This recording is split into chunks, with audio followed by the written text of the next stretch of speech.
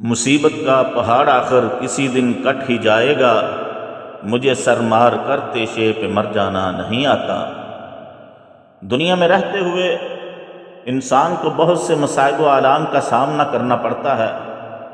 کبھی کسی پیارے کے فراق کا غم، کبھی مال میں نقصان، کبھی خوف و پریشانی آ لیتی ہے۔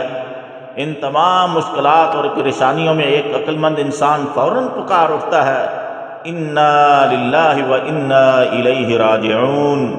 انا للہ، ہم تو اللہ کے لیے ہیں، ہمارے پیارے، ہمارا مال، ہماری جان اور جو کچھ ہمارے پاس ہے وہ سب کچھ اللہ ہی کے لیے ہے۔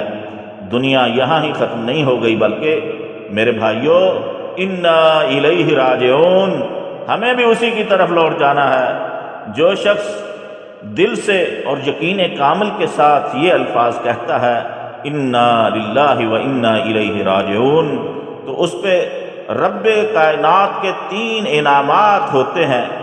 ایک تو اس پہ اللہ تعالیٰ کی مہربانیاں، دوسرا اس پہ اللہ تعالیٰ کی رحمتیں نازل ہوتی ہیں، اور تیسرا یہی لوگ جو ہیں ہدایت پانے والے ہوتے ہیں۔